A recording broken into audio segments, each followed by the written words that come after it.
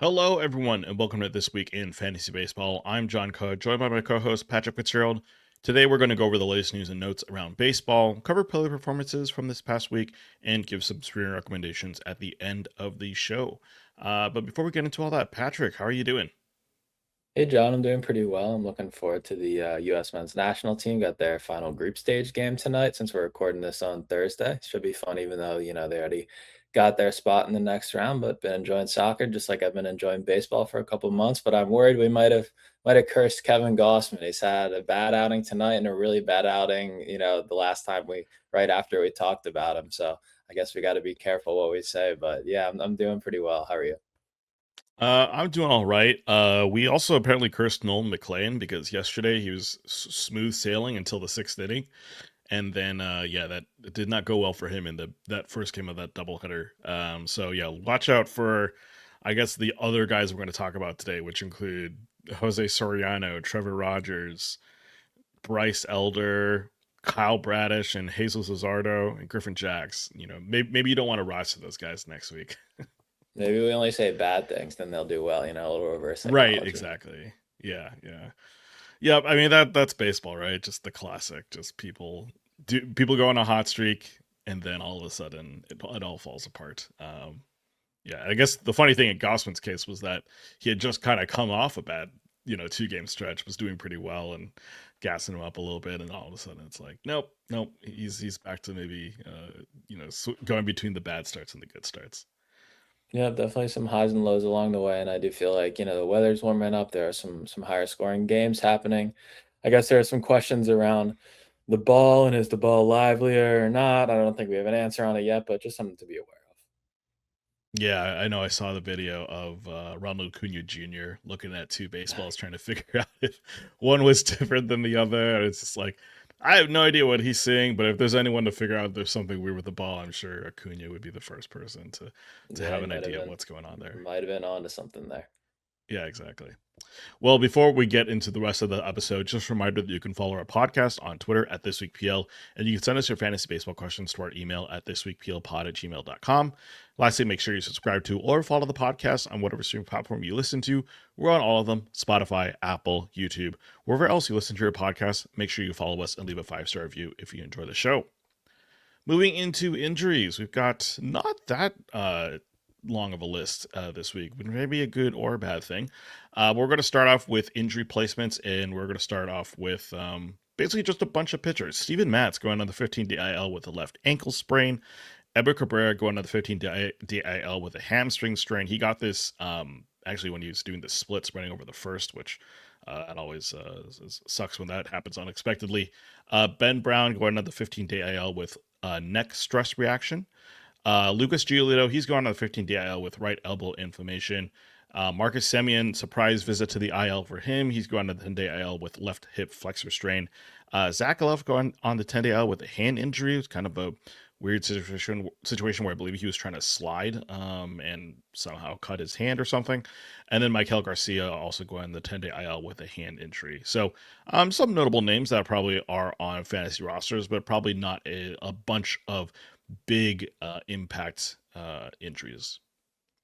Yeah, the hits just keep coming for this Cubs rotation. They got a couple guys coming back who we'll talk about in just a second to hopefully stem the tide a little bit, but some really bad luck there, just joining Cade Horton and Justin Steele on the IL, for the Cubs. And then yeah, a couple of middle infielders go down. So a thin, second and third base position where a couple of those guys have eligibility, just gets a little thinner. I think yeah, Geloff, he was trying to tag Matt Chapman and he got his hand stepped on Oh, and he that's got what it taken was. out of the Okay. game and he was 0 for 1. So he had a 24-game hit streak going. He lost his hit streak, and then that was his last game before hitting the IL. So it was kind of an unexpected breakout, but it was really fun while it lasted. So hopefully he can, won't miss too much time and can get back and keep producing. But bummer to see, someone kind of having a great stretch and then go down like that. Yeah, I kind of dodged a bullet a little bit. I was in the Dynasty League. I was getting offered Zach Geloff as part of a kind of a bigger deal for Fernando Tatis. And at that time, I was looking at Geloff's numbers, and I was just like, I don't know if I believe this. And then I guess obviously dodged the injury bullet, but yeah, he was definitely on a little bit of a streak where you were kind of looking at him like, is this guy going to be like a top 10 second baseman again for the remainder of the season. And it was a little hard to believe, but unfortunately, we're not going to be able to see that for a little bit now because of this injury. Yeah, and just when things are getting fun in Sacramento too, the ball's really going to start flying. Yeah, exactly. Just let's hope. I'm just hoping Brett Rooker gets back fast enough. I need him to just start hitting some bombs in that park. Amen to that. Yeah. In terms of some returns, like you mentioned, Matthew Boyd of the Cubs, he's now back after nearly 2 months on the injury list. He did try to make a comeback about maybe a couple weeks ago, and then stopped the rehab. But now he is back. Is going to be starting today. I don't think the game's happened yet, so we don't have the stats from that one just yet. Corey Seager back from concussion protocol, no issues there. I believe he was batting third again. So hopefully, at least now that he's healthy, he's able to turn around the season a little bit. Tyler Miley back for the Giants, 5.2 innings, 4 strikeouts, 2 walks, 2 hits, and no earned runs in his return at Oracle Park. Francisco Lindor, he was back yesterday in the second game of the doubleheader between the Mets and the Cubs. He's been out for over 2 months. Yeah, I mean, it's just nice to have a guy of his caliber back, but we'll see kind of how he makes his way back in terms of the stats. Yuri Perez came back, 4.2 innings, 1 strikeout, no walks, 3 hits, 1 unrun, so not a terrible start for him. Shea Bieber back for the Blue Jays, 3.2 innings, 2 strikeouts, no walks, but 9 hits and 4 unruns, so definitely a little bit of a still ill with that start for sure. Mickey Moniak back on Monday. He missed a month with an ankle injury, but is returning for the Rockies, I believe. And then Jack Flaherty, he has not been activated yet, but all signs point to him being returning to Detroit on Sunday. And so he'll be back to potentially. I think he still has some fantasy value, not a ton, but still worth a look at in some 12 and 15 teams. But it'll be nice to get him back into the fold as well for a Detroit team that's also dealing with a bunch of injuries in their rotation. Yeah, some important pitcher returns here. I think that Molly might be kind of the underrated, interesting one. Obviously, he's close to fully stretched out. He went pretty deep in this one, and I think his fastball velocity was up like a tick and a half, and obviously the results were really good too. So I think it's a two-step next week, like at Arizona and then in Coors. So a little bit tough to be confident in the second half of that one. But yeah, someone to just have on your radar and know that he is back in the fold. Yeah, for sure, a guy who, if he's starting at home, which I believe this game was, they were facing the A's. It's a really good opportunity for a stream there if he's available like that. Just because Oracle Park just plays so well for pitchers, and he seems to do a good job. At least this year, he has been in pitching in that park. In terms of other injury news, Ryan Nelson, he was officially transferred to the 60-day IL, expected to miss rest of the season. I believe he's got like an issue with his left arm. Chris Bubich threw 8 pitches in his first rehab assignment. He did start one earlier this month, but now he had a setback. Now he's back. So at least nice to see that he is on the mound. It's going to be a while before he returns, though. Connor Griffin played 7 innings at shortstop in his first rehab game. Probably expect a couple more before he makes his return to Pittsburgh, but I would expect that probably happens next week. Blake Snell is going to throw a 15-pitch BP on Friday, so starting his slow return back from the injured list. Would expect the Dodgers to take their time with Snell coming back. Nick Gable is getting arthroscopic surgery on his elbow. It's not Tommy John, but he is going to be out for a few more months. So if you were stashing him and hoping he was going to return maybe this week, unfortunately, that is not going to be happening anymore. He's not going to be back probably until late August or September. Kyle Tucker, currently day-to-day with back spasms. He missed the entire Minnesota series. Of course, he could be back healthy again on Friday. We'll see, but that's just something to monitor for sure. The Dodgers are more than willing to take their time with their guys as long as they're healthy in October. Bobby Witt Jr. still dealing with an MCL strain. He has yet to be placed on the IL, but he has missed about 5 games, I believe, so far. So just something to monitor there, where whether the Royals decide to put him on the injured list or not. Juan Soto was day-to-day with back tightness. He did play today on Thursday, but just something to monitor for sure.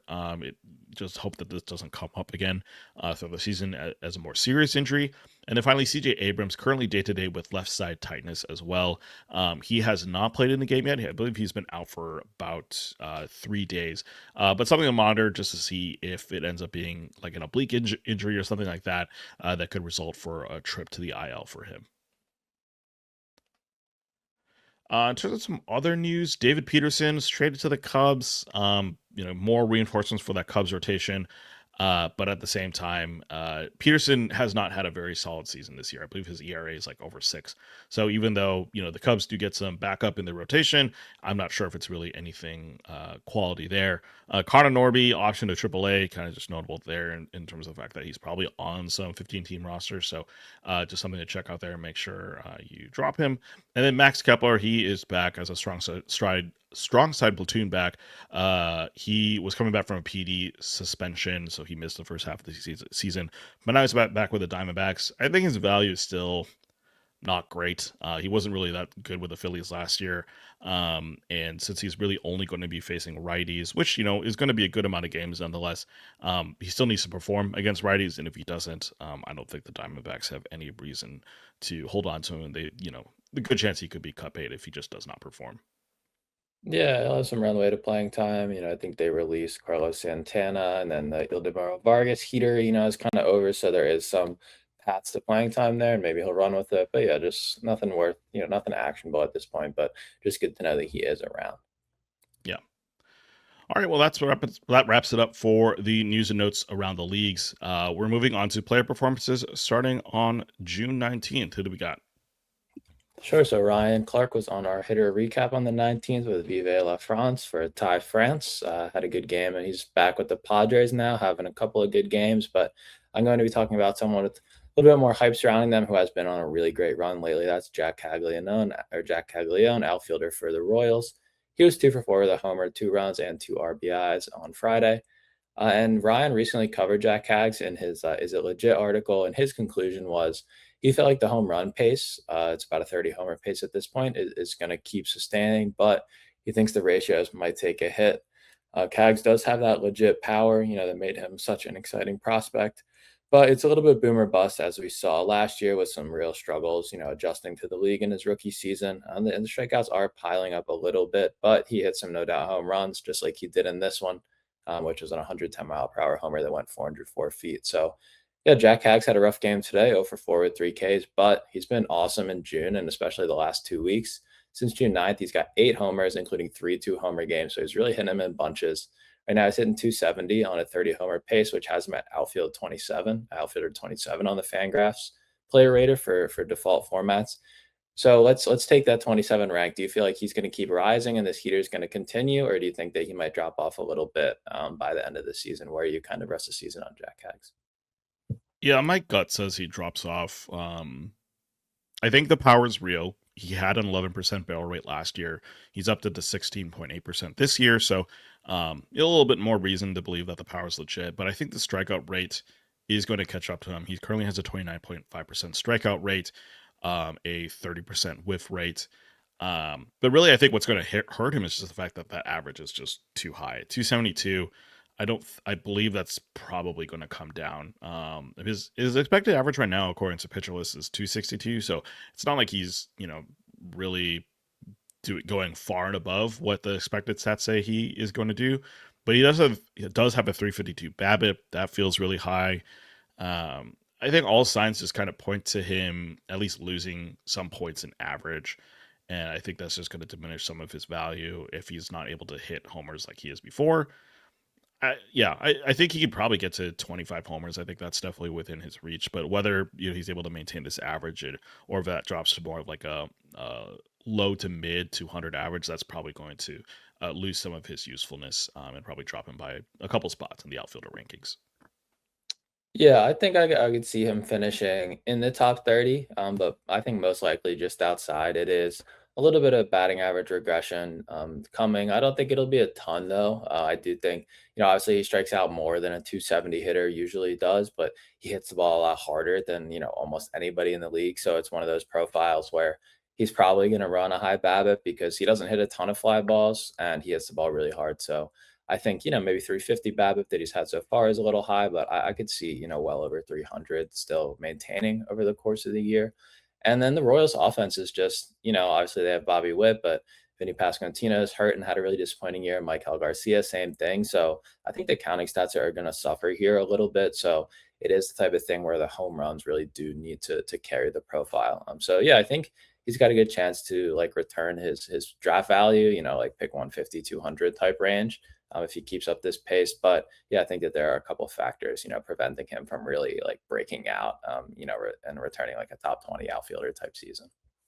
Yeah, and you could argue finishing as a top 30 outfielder just outside, like maybe top 35, is still really good for Cags, right? I think that's a positive for him.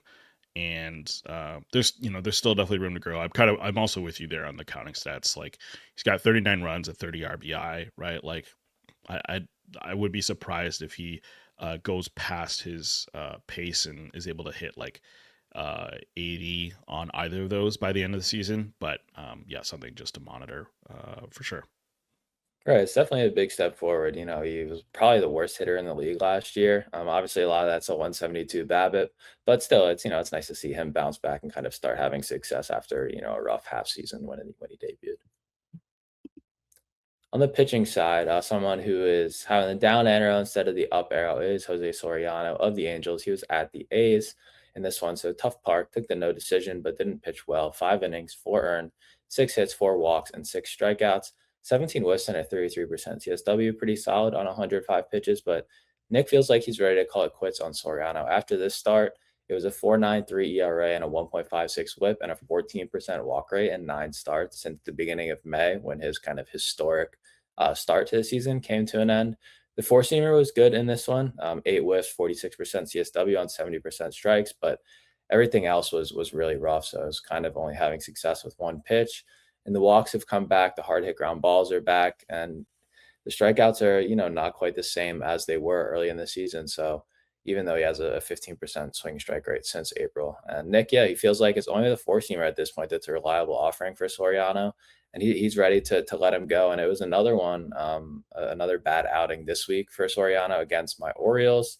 I don't remember the exact line, but I think it was somewhere around like a 2 WHIP, and he gave up a few runs. So the WHIP progression especially has been really rough. The season long numbers still look, pretty good, especially the ERA and the wins, but are you ready to, kind of let him go everywhere, or where are you on Soriano right now after this, really rough stretch?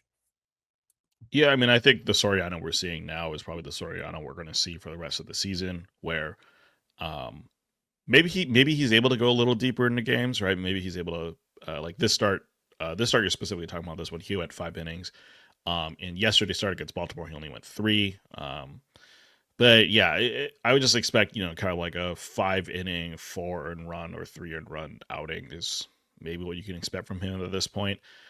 Just nothing super spectacular, and that's just going to be an issue for him.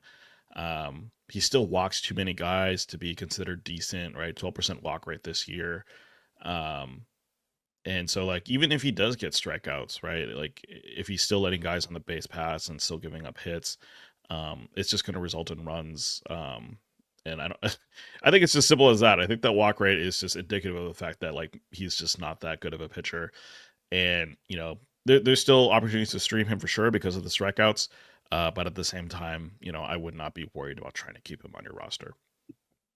Yeah, I think that you can cut him if, you see something exciting on the wire or you need to activate somebody. I actually have him in 2 leagues, that I care about, and one of them, I have Matthew Boyd still on my IL. He just started today, and I'm kind of between dropping Soriano and Emmett Sheehan. So I'm just gonna wait and see how Emmett Sheehan does this weekend, and kind of make the decision after that.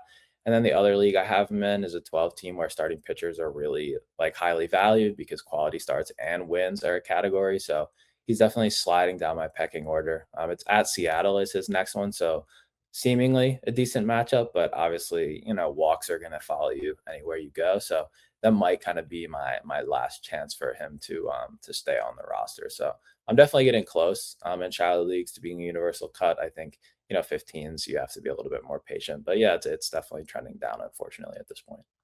Yeah. All right, moving on to June 20th. Thanks to Kevin O'Brien for the Schwarber Shop Trio hitter recap article. And we're going to talk about a different slugger, not Kyle Schwarber, in Travis Bazzana of the Guardians, who went 4 for 4 with 2 homers, 3 runs, and 5 RBI. Since making his debut, the former number 1 overall pick in the 2024 draft has lived up to the hype. He's hitting 274 with an 845 OPS and 195 plate appearances. And then on Saturday, he hit 2 homers against the Astros. Really impressive. And of course, we mentioned this last week, but Cleveland is looking for some offense with Jose Ramirez out, and it looks like Bazzana is maybe able to step into that void. And kind of just with how he's played over the last, basically he's up to 200 plate appearances now. Is Bazzana a must roster? I was looking at his fantasy pros. It looks like there's still about 40% of leagues that he's not picked up in. And I would just say, like if you just have a 12 teamer, for example, are you going out to pick up Bazzana right now? Yeah, I think he should be owned everywhere for sure. OBP leagues, absolutely, and even average leagues, I would say yes. He's been great option at me for me at second base in one of my OCs. I was happy to get him in Fab, and yeah, it's 50 games so far, and it's 7 homers and 12 steals, right? So you can't just prorate that out and say he's a 20-30 guy, but he does have that skill set. So yeah, even in the lackluster Cleveland offense, I think that there's enough power, speed, ability here to just keep rolling with it. He walks a lot. He doesn't strike out a ton, and he pulls his fly balls, to really tap into that power. So the bat speed, the hard hit stuff isn't suggestive of a 20 homer hitter, but he does, all of his home runs are to the pull side, and all of them are, almost down the line. At least half of them are basically down the line. So yeah, I think that the speed is more likely to stick. He's 12 for 15 on the bases so far, which is great. But I think he's going to chip in power too. So yeah, at a weaker second base position, I feel pretty good about Bazzana as a starting option, kind of regardless of your league depth. Yeah, 5% barrel rate, which I think speaks to the fact that maybe the power is not his first tool. But a 261 average compared to a 256 expected average from our pitcherless stats. And so, kind of at least what he's doing right now seems believable, kind of similar to what we were talking about with Jake Hags. Like, Cags might not actually drop that much in average. And I think the similar could be said about Bazzana, where, that was kind of one of his tools coming out of Oregon State. So nice to see him at least have some success here in the majors as well. Right, and the X Woba and all that type of stuff. If you look at our player pages, which we adjust for the spray angle, the X Woba is basically in line with the Woba, and his expected slugging is actually a little higher than his current slugging. Whereas if you were to look on Savant, they don't consider the angle the balls pulled or hit the other way at, and they're definitely lower on the slugging at 376. So yeah, I think that just is an indicator that maybe the homer power isn't completely sustainable, but he is doing something, to try to tap into his power, hitting it out to the easiest part of the park. Yeah. All right, moving on to pitchers. Thanks to Jake Crumpler for the WB's Summer Blockbuster SP Roundup article. Referring to Walker Buehler, who had a nice little start against the Rangers. But we're going to talk about Trevor Rogers, who went up against the Dodgers and got the win. 7 innings, no 1 runs, 1 hit, 2 walks, and 6 strikeouts. Yeah, this was kind of an interesting start for Rogers. I mean, hard to expect anything good against the Dodgers, but it worked out for him. He actually was up a tick in this start with the four seamers sitting at 94, 95 miles an hour. Unfortunately, the problem with this start, even though the numbers were great, was that he wasn't really able to execute the Blake Snell blueprint. The changeup wasn't really commanded very well. And so pretty much everything but the four seamers combined for 53% strikes. So it's actually kind of surprising that he went 7, which is how many pitches were not landing in the strike zone. But yeah, part of the problem of it was maybe a little bit of luck. 14 outs on 15 balls in play.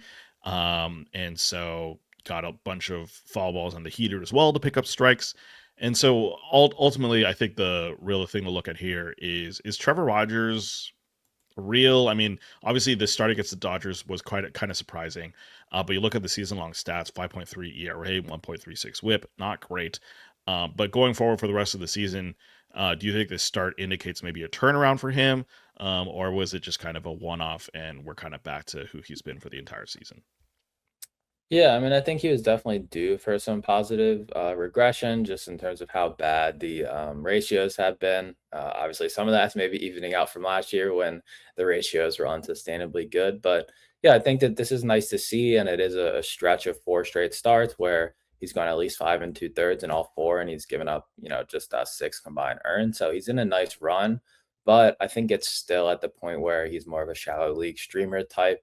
I think I might prefer him like over Soriano, just because he's trending up, whereas Soriano is trending down.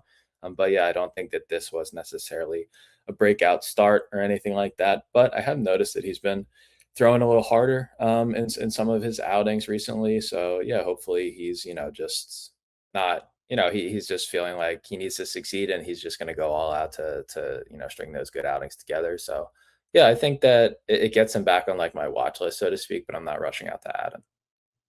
Yeah, and I think the thing that Jake points out is just that the secondaries for Rogers aren't doing a whole lot just yet. He doesn't really have a whiff pitch. I mean, like he has a sweeper that has like a 15% swing strike rate, so that's pretty decent, but he only uses it 11% of the time, right? He's still mainly four seam changeup with a sinker sprinkled in. And the changeup itself, like, is a fine pitch, but it's not really anything to write home about. And so if he just is relying on that four seam a bunch, but it is, maybe a little bit higher velo, maybe that helps him out a little bit. But he needs those secondaries to pick up to really become a bit more effective like he was last season. Yeah, the secondaries are weird. I think the changeup is solid, but the sweeper and cutter, like they're both pretty slow by sweeper and cutter standards, and their movement isn't, like anything exceptional. So yeah, I do feel like he is definitely lacking kind of that breaking ball, really quality breaking ball offering. And after, hitters struggled to adjust to him last year, clearly they're making those adjustments this year. Yeah. So going to the 21st, Pikachu used Weatherholt was Kyle Stanzel's hitter recap for JJ Weatherholt. I'm going to be talking about a teammate actually of JJ Weatherholt though, and that is catcher slash DH Ivan Herrera. He was 3 for 5 in this one with a homer, 3 runs, and 3 RBI. They got out to a big lead early. The Cardinals did in this one. The Royals fought back to make it a 9-7 game by the end of the fourth inning. So super high scoring affair. But Herrera came up in the fifth and hit a 3-run homer, and that was enough for them to hang on with the 12-10 win. And yeah, he's just kind of been extremely solid, quietly excellent, I would say, this season. His line after this one was 265, 405, 429, with 10 steals and 5 homers and a 140 WRC plus, which is tied for second among all qualified catchers. Not quite as good in fantasy compared to the WRC plus just because of all the walks, but he's currently catcher 7 on the Fangraphs player rater. Do you feel like he's been a little underrated this season, and do you believe in him, to keep this up? Yeah, I had Herrera in a dynasty league on Fantrax, so he didn't get eligibility at catcher for a while, which was kind of frustrating. So he was occupying my util position, but when he finally got catcher, I was pretty happy about that. Yeah, he's not going to have like the crazy stat lines like in terms of homers of guys like Dylan Dingler this year for an example, but like Shea Langoliers comes to mind, Hunter Goodman. But yeah, I mean, I think he's doing pretty solid. I mean, I'd like to see the average up just a little bit, but that OBP is really impressive at 404. And the strikeout rate has improved this season as well, 15.5%. The walk rate is incredible, 13.6%. So I think he's just underrated because I think he's just a lot better in OBP leagues, and you don't see that value come out so much in the average. He's up to 5 steals as well, which I mean that's not really a big part of his game, but he does have some speed tendencies. So if he could somehow finish the season with, I mean, like a 2010 season would be great for him, I think. But even if it was just kind of like a 15-10 season for me, I think I'd be pretty happy if he's able to kind of maintain like a 260 to 280 batting average. Yeah, I wonder if, the steals is something that he's doing a little more because he is still DHing more than he's catching. Maybe the body's a little fresher. It's 5, 8, and 5 steals the last 3 years, and he's 18 for 20 on the bases. So I like that, the chances of that to keep up. And the volume is just awesome from the catcher position. He's basically an everyday guy. He's on pace to score over 100 runs, which you pretty much never see from a catcher. And he's hitting second every day with great on base skills. So I like the chances of that, keeping up and him getting a decent shot at that 100 run. So, yeah, I think a guy who, contributes in all categories and is a plus in runs can definitely be underrated in fantasy. So I'm really happy with what we've seen from Herrera so far. Yeah, and one thing to note too is just how sneaky good this Cardinals offense is. I mean, I know the rotation has a lot of issues, but the offense is really actually pretty decent with, Jordan Walker, JJ Weatherholt, Alec Burleson, Herrera obviously as well. Like it's a decent group of guys who can string together some runs.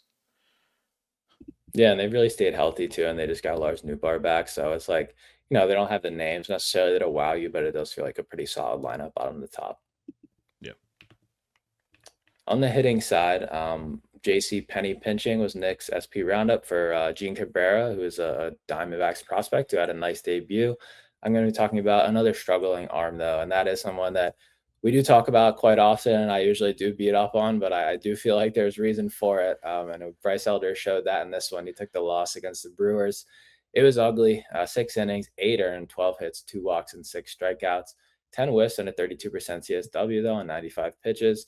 And yeah, Elder, he came out of the gates hot, and we talked about how at least I didn't feel like the start was sustainable.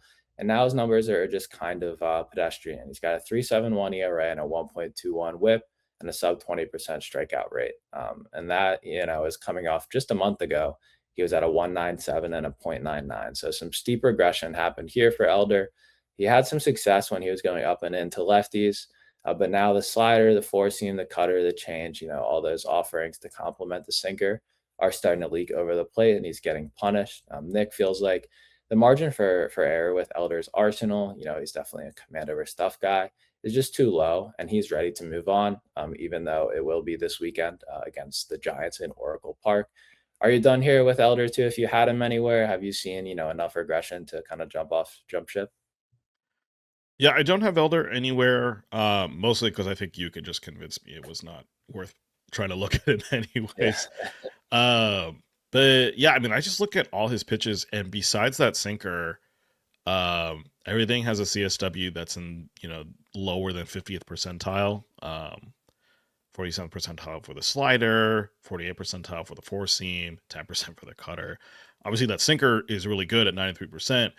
But a lot of this is driven by cult strikes, which you kind of mentioned, right? He's more of a command over stuff guy, and if he starts missing his spots, is not getting those called strikes anymore, he really just doesn't have that great whiff pitch. I mean, like the slider is decent at 17% swing strike rate, but overall, it's not necessarily like an incredible pitch. So I think it's just something to note, just that like. Yeah, his secondaries, I mean, if you can call them that, right? Basically, the pitches that build off his sinker just aren't necessarily contributing as much from a strike perspective. And yeah, I think that's just going to hurt him a little bit. But other than that, I mean, compared to last season, pretty solid. I think he's still probably worth having on a team in like a 15 teamer, right? I think a deep league still makes sense to have Bryce Elder, just because he can at least have decent pedestrian starts. But yeah, I think in a 12 teamer for sure, I think there's better options available on the wire. Right. If you want to give him, one last chance against the Giants in a good park, with a good matchup, you're trying to get a win or something, I can understand. But yeah, the skills are, they're the same as they've been. And for his career, he's a 4.42 ERA and a 1.33 whip. So, I think you kind of know who he is. I will say that, maybe the next time, like let's say it's next season, he has a couple of good starts. Maybe I'll be, I won't dismiss him out of hand, right? Because I'll remember that he can have these runs, but I think, you also have to remember that they usually do come to an end, and it came to an end, pretty quickly this time with 14 earned in just 2 starts. So, you can wade into the waters, but just be careful because you know that it might come back to bite you, pretty quickly with a guy like this. Yeah, I mean, yeah, you can't argue with the fact that he still has 10 quality starts, 16 starts, right? Like, pretty decent numbers there. It's just that now, when things are starting to fall apart, as they have in the last 2 starts, that's maybe when it's indicative to, just hang it up and take him off your team. Yeah, be happy with what you got and, move on to someone with a little more upside. Right. All right, moving on to the 22nd. Thanks to Ryan Moore for Ward of the Flies. And we're going to talk about the title man in Taylor Ward, who went 2 for 5 with 2 runs, 1 homer, and 1 RBI. He's been operating as Baltimore's leadoff batter, and he's really he's really brought down his swing rate. It's come down by 5 percentage points. And the chase rate for him is also really solid at 13%. But I think the problem with Ward is just the other stats. I think that's the problem that we all have. He currently, according to his like power numbers on Pitcher List, he's now down to 99, which is basically league average, which is a far cry from a guy who hit 36 homers last season. Right now, he only has 5 homers, and he hasn't had necessarily any major health issues. He's played 81 games. The average is decent at 257. But the OBP is really where it's at 389. But unfortunately, in 5x5 leagues, you don't get credit for that. Nonetheless, he's been at least hitting I believe he hit 2 homers in 2 straight games this past week. So I think he hit a homer on Sunday, hit another one on Monday. And so, yeah, we're at the halfway point of the season. Obviously, it's been a disappointing first half in his new digs in Baltimore. But do we believe that the second half could bring something different for Ward? Or has his change to his approach really just kind of sapped his fantasy value, unfortunately, right now? Yeah, I think it's definitely taken a big hit in leagues that don't use OBP. I have him in, or I had him in it's 16 teams, but it's only like 9 starting outfield spots. So it kind of plays more like a 12 team or 14 team on offense. And I eventually just dropped him because, he was only at 3 home runs before this little heater. And yeah, he was just kind of steady, but not really doing anything too remarkable besides the, 100-run pace. And yeah, the swing rate, he's just being really patient, and I guess it's working as a, conventional leadoff hitter, but it's not, the fantasy friendly profile that we saw with 36 homers last year. So, yeah, it's been disappointing. The bat speed is down, like a tick and a half, and I think at one point, it seemed like I think he got hit by a pitch in maybe like late April, and Yeah. the next Hmm. couple of weeks after that, like he just wasn't really swinging and wasn't doing much damage. So I don't know if he hasn't fully recovered from that or what's going on, but yeah, I do think that I like his chances of more than doubling his homer total the rest of the year, but that could still only be like 10 home runs the rest of the year. So I do think it is a different profile that we should expect from Ward going forward, and I think that profile is kind of more in line with what he was before last year when he really kind of broke out from a power perspective. Yeah, he said he was dealing with a bone bruise in his hand, so kind of aligning with what you were talking about. Yeah, I've kind of been used to Taylor Ward being at least like a 20 homer guarantee. I mean, I know he's only really done that 3 times in his career, so it's hard to call that the guarantee. But the walk rate this year is insane at 17.2%. So he's cut down the strikeout rate by a ton, by 20.9%. So yeah, it's clearly a change to how he is approaching the plate. And yeah, well, it probably lends to good baseball, right? He has 52 runs, like that's really positive. It doesn't really lend itself well to fantasy baseball because he's just hurting in pretty much every other category besides runs and I guess average a little bit.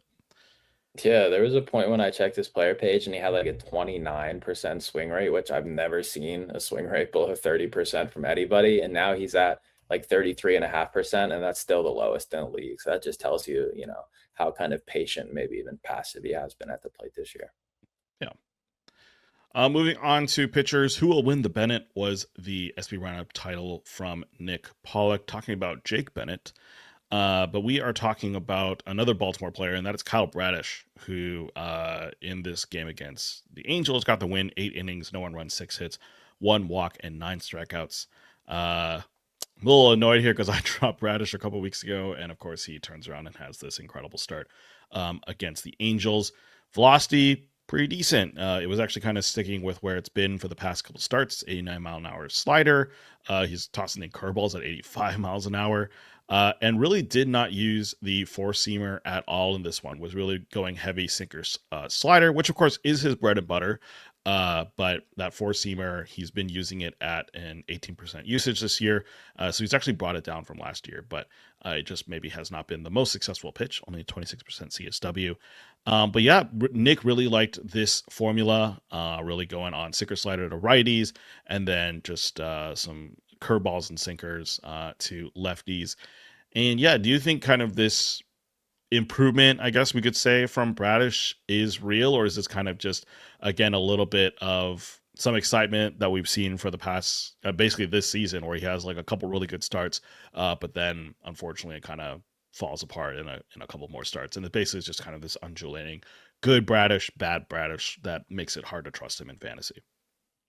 Yeah, I think that it's a little bit more of the latter. The Angels are obviously a really soft matchup right now, especially without Trout, and he took full advantage of it. So, yeah, I think that the command and control kind of regression that we've seen this year is still pretty concerning. He's walking. I think he has double-digit walk rate. Yeah, Yeah, it's 11% 11%. walk rate, and Yeah. his zone rate is in the ninth percentile right now. So he's just struggling to really pound the zone. And I think a lot of that maybe is a reliance on those breaking balls. And his sinker even moves a lot. Like it's very sharp movement, and that can't, that's not always easy to land in the zone. So Yeah, I think that some of this, and he had a really good outing against the Mariners before this, so he is on a nice run right now. I do think he was due for some regression, with the ERA. He was like, mid fours, which he's just not that type of guy.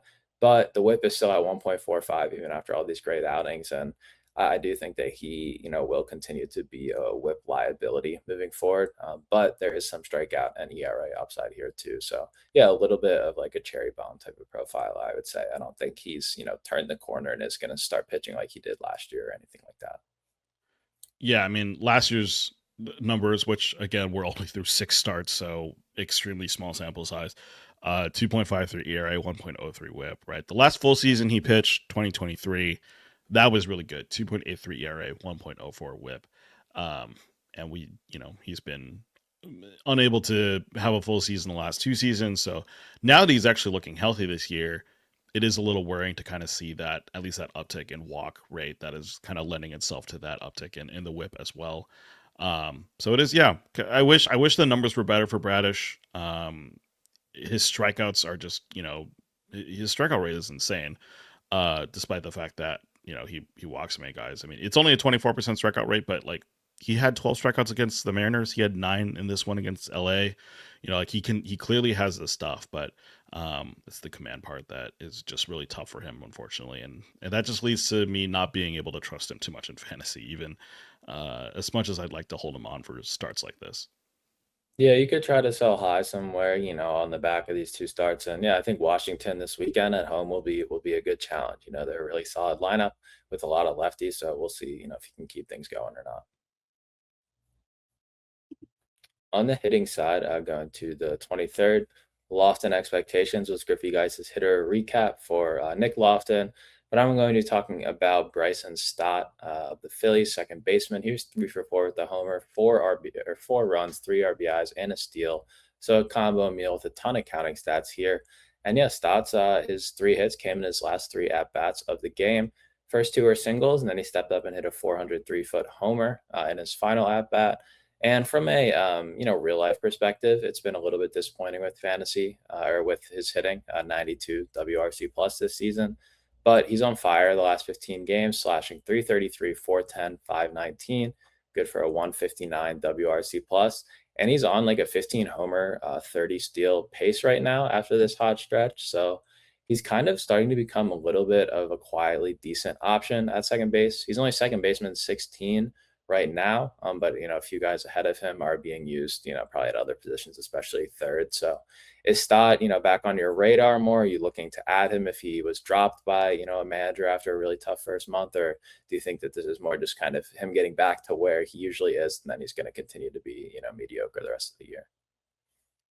Yeah, I have Stott in a 12-teamer, but he's just fully on my bench. Like I don't really start him that often unless I have an opening at second for that day. Um, I mean, what is kind of nice is the power speed combo is like decent. Like he probably will get to 30 steals by the end of the season, or at least really close to that number. I think the bigger question is whether he can get to 15 homers this year. Um, the average being lower this year doesn't help at 241 as well. So, yeah, to me, I think he's still a guy maybe worth keeping on your bench just because second base is so shallow. And there probably isn't a better second baseman available. But at the same time, it's really hard to roster him on a day in and day out basis just because of how just kind of how infrequent kind of the good stuff comes for him, unfortunately. Yeah, it is definitely a little bit inconsistent. He's made some nice gains against lefties this year. He's actually walking more and striking out less against lefties than righties, and he has a better WRC plus. So he's played his way out of the platoon, which is nice, and I think makes him more relevant in shallower leagues. But at the same time, yeah, there's nothing besides the steals that really carry the profile. But he's 15 for 15, so hopefully he just keeps running wild and gets that 30 by the end of the year. Yeah, 40 RBIs for sure is pretty decent for him. His career high looks to be 66, so probably should be able to eclipse that. He just bats in the second half of that Philly order, and so it's just a little tougher to get those opportunities. But If he's able to contribute maybe at least more in the fifth position where he batted the last two games on Tuesday and Wednesday, that'll give him an opportunity, I think, to at least get a few more counting stats that way. Yeah, and one thing I've always noticed with him is like his swing profile is kind of weird. He chases, like at a league average or maybe slightly above league average this year type rate, but his swing rate is always lower than average. So he's not, relative to the league, he's more aggressive out of the zone than he is in the zone. And I think that, that's probably hurting his ability to consistently do damage too. So I think that that does limit, his kind of upside at the plate a little bit.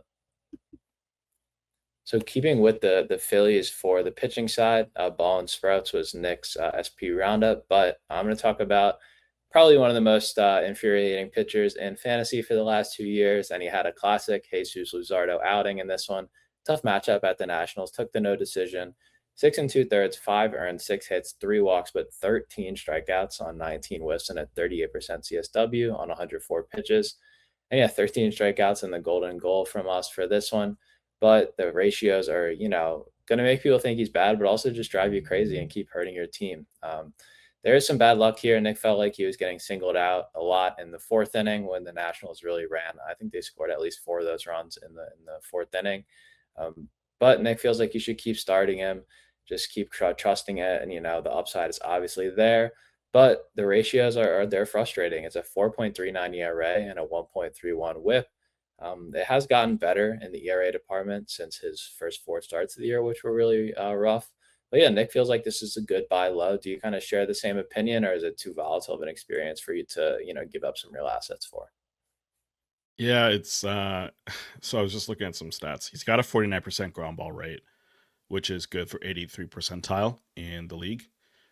So, decent. The problem is that the defense behind him is the second worst in baseball. In terms of defensive runs saved, the Phillies are 29th. They've got minus 29 runs saved. The Twins are the worst at minus 30 feet, which I'm not surprising. They literally have a new guy in their infield every single day. Um, but yeah, I'm sure that doesn't help Luzardo in being a ground ball, like a not a heavy ground ball pitcher, but pretty decent ground ball pitcher who doesn't have a great defense behind him to back it up. Like yeah, he's still striking out a ton of guys. 28% had 13 in this one, which is crazy.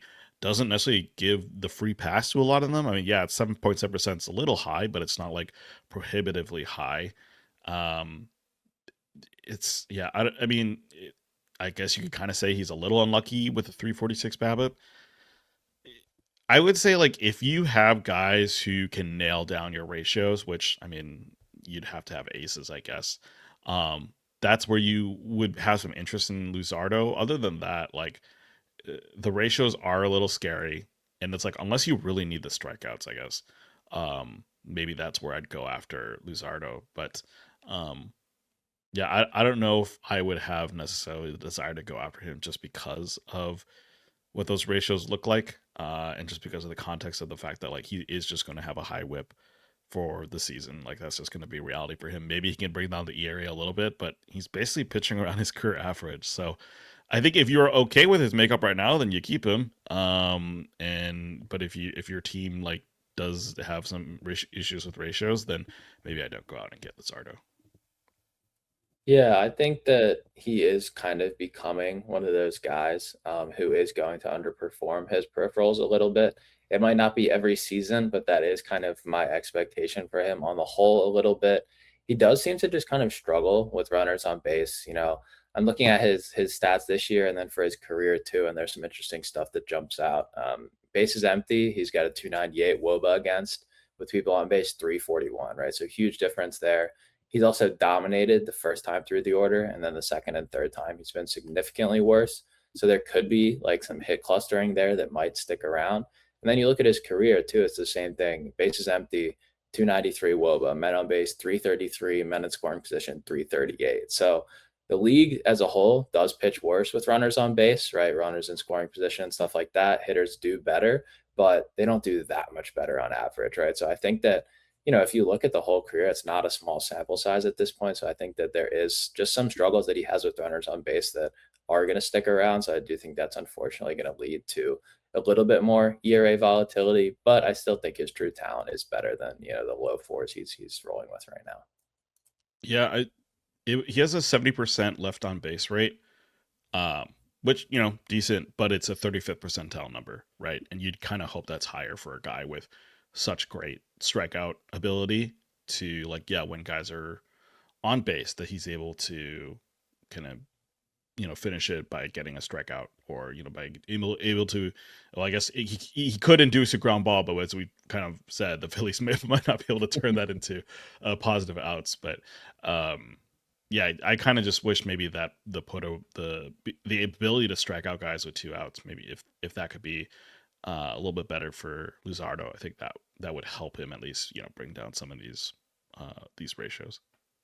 Yeah, I think my conclusion is that I'm open to a buy low, but I'm not going to offer as if he's a low threes ERA pitcher like the peripherals suggest. I think the truth is somewhere in the middle there. Yeah, for sure. All right, moving on to the 24th. Thanks to Ben Solo for the Swanson's Pyramid of Greatness hitter recap article talking about Dansby Swanson. But we're going to talk about Paul Goldschmidt, who went 2 for 4 with 2 homers, 2 runs, and 2 RBIs. So 2 solo shots for Goldie. Yeah, he had both these go against Skubal. Kind of impressive.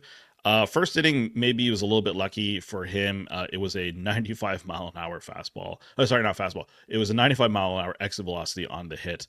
And Statcast only gave it a 40% chance of becoming a hit, but Goldie does not care about the stats. He hit that one for a homer. But the second one was a little bit more vintage Goldie, 104.9 miles an hour off the bat, 427 feet to left field. And yeah, Goldie at 38 has been an integral part of the Yankees offense for the last month and a half.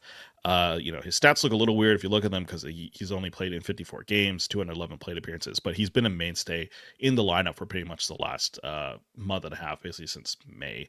And he now has 14 homers, which is crazy. Like he hasn't even played a full half season, but it could look like he's on pace for 30 to finish the season.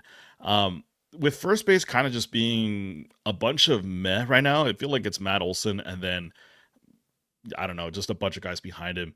Do you think Goldie is going to finish the year as a top 10 first baseman, or is this a little bit more of like, hey, old guy is doing really well for like 2 months, but we really know that age is going to ultimately catch up to him this season? Yeah, I don't know if I could quite go to top 10, but I don't think I would be too far outside of it. He's obviously already built a great foundation with this home run and average combo. And yeah, I think he's done enough to, justify keep playing every day. So yeah, I feel good about his chances to continue to be a contributor for the second half. More so in power than the batting average, I would say. He is pulling his fly balls down the line a ton. It's like 10 of his 14 home runs are to the left of left center field, and most of those are like right down the line, right? So he's old, right? He doesn't have the same bat speed he used to, so he's making the most of his current tools and really tapping into that power as much as he can. But the batting average, I think, is a little bit misleading at this point. So yeah, I would say that I feel decent about him continuing to be a solid contributor. He's been great for me in a league where I desperately needed some power. But he's not when he's not barreling the ball, he's not really hitting it that hard consistently. His average exit velo is like way below his career average. So yeah, I think that there's some good stuff here, but it's definitely not fully sustainable. But I mean, he was probably not drafted, in a lot of leagues, so you've gotten a ton of good stuff from him. It's definitely found money to some extent. Yeah, the 11% barrel rate is impressive, I think, from Goldie at this point. The average, as you mentioned, really solid as well at 297. Um, and I think the fact is he's making the most of his power with those pulled homers, right? At this point, with what he has in his career. But yeah, first base is kind of interesting just in general. I mean, I should say Ben Rice is actually the best first baseman right now, according to the player rater. And after him is Kurtz, then Liam Hicks, who also has catcher eligibility, Alec Burleson, surprisingly having a really solid year this year, and then Matt Olson at 5. But then after him, it's just kind of a bunch of just guys, like Bryce Harper has not had the best season this year. Pete Alonso has not had the best season this year. Freddie Freeman struggling a little bit. So, yeah, there might be a way for Goldie to sneak into the top 15, maybe if he kind of continues with this high average and power combo. But, yeah, I mean, I would say at least for sure in like a 15 teamer, he is paying dividends right now. Right, and I think that first base is, there's some good top end options, and I think that the midsection of it is solid enough that this is probably one of the positions, you want your utility or your CI, maybe even both. If it's like an NFBC league, you want them coming from, positions like this. There's a decent amount of depth here. So yeah, I think that you can find a lot of reasons to roster Paul Goldschmidt. Maybe you get down to like a 10 team where you're only starting like 9 or 10 hitters, it becomes a little fringe at that point. But I think he's shown enough, lately that you just ride the hot streak. Yeah. All right, moving on to the pitchers. We have the Jose story. I know from Nick talking about Jose Soriano and the start that we already kind of talked about earlier this episode. So we're going to talk about Griffin Jax as well. He got the win in Kansas City this one. 5 innings, no one runs, 5 hits, 2 walks, and 7 strikeouts. Honestly, I've been kind of holding off on getting excited about Jax because I still don't know if I completely believe the reliever to pitcher pipeline that Tampa Bay is doing, but he went for 5 innings for the 7th time in 9 games. So he's finally able to qualify for wins. He's not just starting 3 to 4 innings. Went up to 88 pitches in this one, so really looks like he's full. I mean, he has been fully stretched out, but it really looks like Tampa Bay is willing to let him go deep into games at this point. Changeup is still really good, 32% swing strike rate. Sweeper is solid as well. He gets Kansas City next too, so a good option. He's probably available as a streamer in most leagues. I'd still think. This start, specifically that changeup actually got 8 whiffs. Really impressive. The other pitches were fine. The sweeper got 7 called strikes, which it's not really what's designed to do. But yeah, he's somehow making this formula work and is going deep enough into games to start, basically earning wins. Does this kind of put Jax on your radar? I know he's been kind of mentioned a couple times. A little bit of spoiler alert, he's going to get mentioned a little bit later in the episode. But as kind of a full-time guy on your roster, do you think he has that potential at this point, or is he still more of a premium streamer? I think he's shown enough at this point, that you can hold him, for the long term, at least in wins leagues. I think quality starts are still going to be very infrequent if you get any from him. But yeah, wins leagues with how the Rays are doing and how he's been doing, I think, you're starting him. He's had a lot of success. And like you said, he's got the sweeper to righties, which he throws really hard, but gets like a foot of sweep on it. So it's only like 8 miles per hour, maybe even 7.5 off the fastball, but he gets a huge movement differential. And then the changeup is really good to lefties too. So yeah, I feel like he has the arsenal to succeed against, hitters with both handedness, and his velocity has barely ticked down in moving from the bullpen to the rotation. So yeah, I feel like he's made this transition pretty successfully. And as long as he's on the Rays, I'm going to believe in it. Once he leaves the Rays, then I'm going to be pretty skeptical because, the Rays just kind of have that secret sauce a little bit. But yeah, I think I'm happy to continue to use him for the rest of the season. It is ERA and wins are kind of his best categories. I think the WHIP is still a little bit of a risk with some of the walks, but overall, I'm happy with how he's been doing the last month.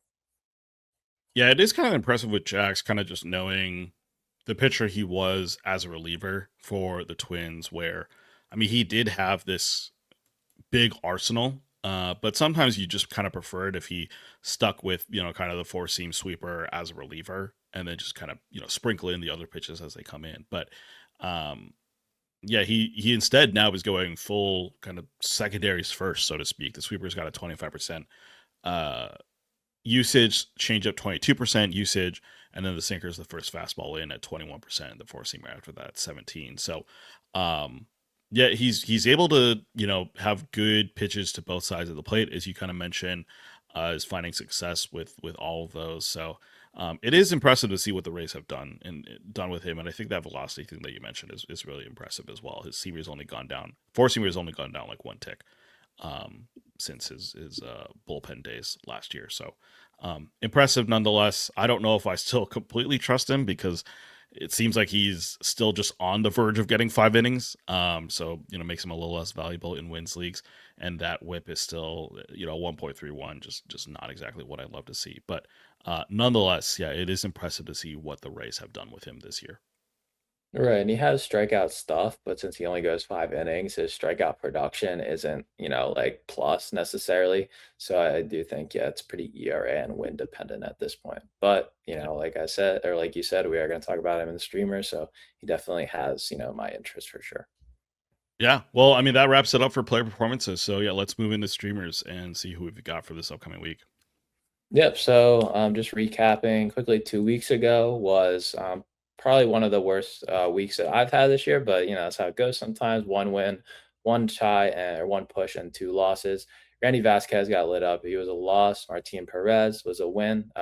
He got the win in 6 innings of one-run ball with five strikeouts and a 1.33 WHIP. Trevor McDonald was another loss with just three earned in 3 innings. And then Andrew Alvarez was kind of a push. He had two starts, but he only went 8 innings with 11 strikeouts, only two earned and a 1.25 whip. So no wins, but good strikeouts and ERA. And then we'll recap the guys from last week next time, but it's looking like it could be a 3-1 week, which would be great. We'll just see how it wraps up. And yeah, this week we're going back to the well on Griffin Jax, who was a win this past week.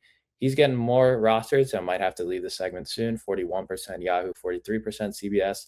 He's got two road starts, which isn't ideal. Pitching in the Trop is always better, but it's at Kansas City and at Houston, which are both, Houston a little tougher than Kansas City, but I think Jax's form, merits running with him, at least in wins leagues. And there is some whip risk right there, like I said. Next one is Shane Drowan of the Brewers. He's 16% Yahoo, 25% CBS. He's got two home starts, which is a good place to pitch, especially for strikeouts. And it's Cincinnati and Arizona, which is two struggling offenses. Similar to Jax, not a quality starts league play, much better for wins, more of a 5 inning type guy. Next one is Anthony Kay of the White Sox, 14% Yahoo, 34% CBS. He's wrapping up a two-start this week, so we'll see how the second one goes. But next week, it's one start at Cleveland, who he just did really well against at home. I mean, we're seeing some interesting changes with K. Actually, he's throwing his fastball like a tick harder in his last couple starts, and he's using his sweeper more, which is his best secondary by PLV. And in those three starts, he's got a 3.6 ERA and a 17-4 K to walk. So maybe he's turning the corner a little bit. And then last one, this is daily leagues only, is Javier Assad of the Cubs, 18% Yahoo, 31% CBS. Two home starts against the Padres and Cardinals. And the reason why I say daily leagues only is because you never know how the wind's going to be in Wrigley, so you don't want to lock him into your lineups too early. And the Cubs have a ton of uncertainty in their rotation right now. So, just check back in kind of beginning of next week and see what the schedule is looking like. He's throwing a little harder on all of his pitches, but it hasn't translated to more whiffs yet. So a little bit more of a low ceiling play, but just figured I would put him on your radar as well. Yeah, Anthony K is kind of interesting because he's got a really, really good sweeper, as you mentioned. Um, Everything else is not great. So if his game is on and he's up against weak offense, like we've kind of been saying Cleveland has been, despite Travis Bazzana obviously doing well.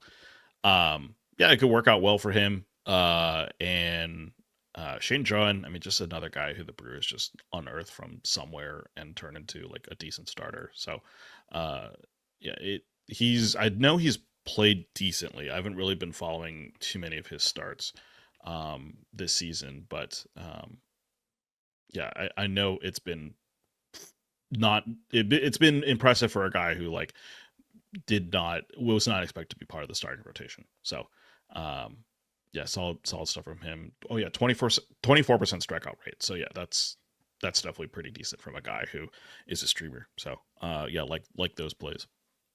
Yeah, he's only gone over 5 innings one time, so a little bit of a low ceiling, but the Brewers they're pretty much reaching, Ray's level of pitching development trust for me at this point. So if they have someone in the rotation, I'm going to be keeping an eye on what they're doing for sure.